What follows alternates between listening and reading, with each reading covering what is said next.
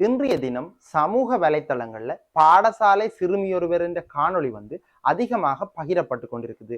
அந்த காணொளியில அந்த சிறுமி நேற்றிலிருந்து தான் சாப்பிடவில்லை எனவும் காலமையும் சாப்பிடாமல் தான் பாடசாலைக்கு வந்திருப்பதாகவும் தனது வகுப்பாசிரியரிடம் தெரிவிக்கிற மாதிரி தான் அந்த காணொளி இருக்குது. முதல்ல நாங்க அந்த காணொளியை பார்த்துருவோம்.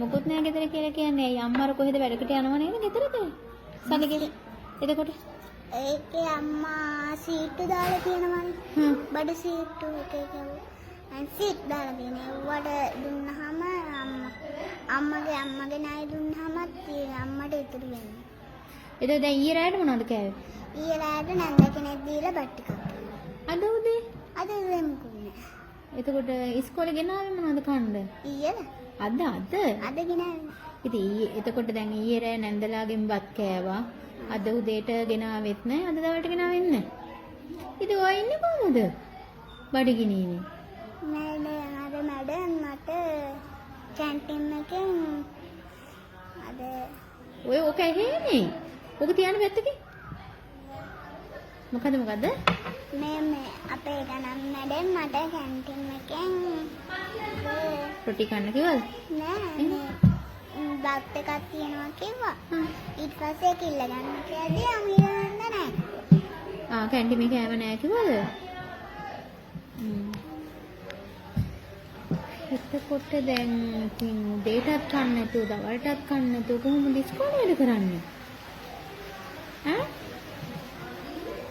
දැන් ඔයාලට බඩගිනි නැද්ද බඩ දැවිලා හැදෙන්නේ හැදුනා වතුරේකට සීනි දාලා දුන්නා. කොයි වෙලාවේද? උදේ. කවුද දුන්නේ? අමින නැන්දා. ඉතින් බත් නැතුවම වතුරේකට සීනි දාලා දුන්නද?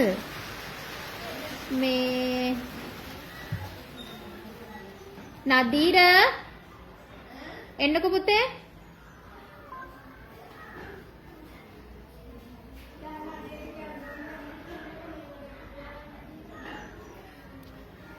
අර මේ මොනවාද චමිල මිස්ගෙන් අහන්න මේ ලොකු සර්ට අර බත් දෙන කෑම එක අද ඉතුරු තියනවද කියලා තව දැන් මොකද කරන්නේ අපි බත් ටිකක් කොහොම හරි කමුනේ කන්නේ තිගෙන ගන්න බෑනේ. இந்த இலங்கை தீவானது பொருளாதார ரீதியாக ஒரு நலிவடைந்த நாடாகத்தான் காணப்படுது. இலங்கை இந்த நிலைமைக்கு சென்றதுக்கு காரணம் கடந்த 30 வருட காலமாக இலங்கையில் நடைபெற்ற யுத்தம் தான். இந்த யுத்தத்தின் காரணமாக தமிழர்கள் மிகவும் மோசமாக பாதிக்கப்பட்டிருக்கின்றார்கள்.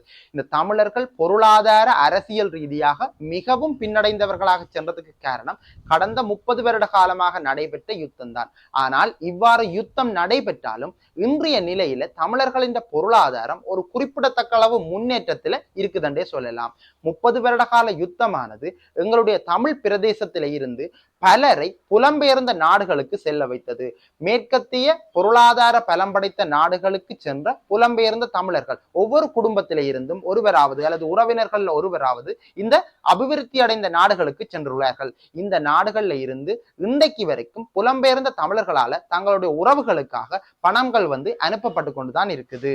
இன்றைய நிலையில பொருளாதார ரீதியாக ஒப்பிட்டு நோக்குகின்ற போது தமிழர்களை விட பெரும்பாலும் சிங்களவர்கள் நலிவடைந்திருக்கிறார்கள்.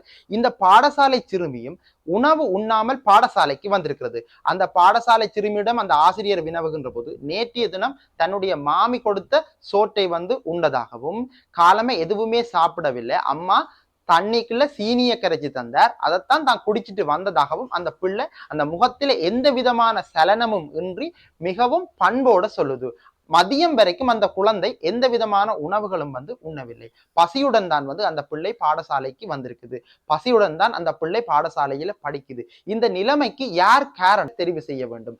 சரியான ஆட்சியாளர்களும் சரியான அரசியல்வாதிகளும் மக்கள் தெரிவு செய்யும் பட்சத்துல மட்டும்தான் இந்த நாட்டினுடைய நிலைமை மாற்றமடையும். அது மட்டும் இல்லாமல் மக்களும் மாற வேண்டும். மக்களும் பழைய சிந்தனைகள்ல இருந்து முற்றாக விடுபட்டு, அதாவது இந்த இனவாத சிந்தனைகள் இன்றி முற்றாக விடுபட்டு எங்களுடைய நாட்டை முன்னேற்றகரமான பாதையில கொண்டு செல்வதற்கான நடவடிக்கைகள்ல மக்களும் ஈடுபடுவதன் மூலம்தான் இவ்வாறு ஒரு குழந்தை பசியுடன் பாடசாலைக்கு வரும் நிலையை நாங்கள் முற்றாக, அதாவது அறவே இல்லாமல் செய்யலாம். மீண்டும் புதியதொரு காணொளியில் சந்திப்போம். நன்றி.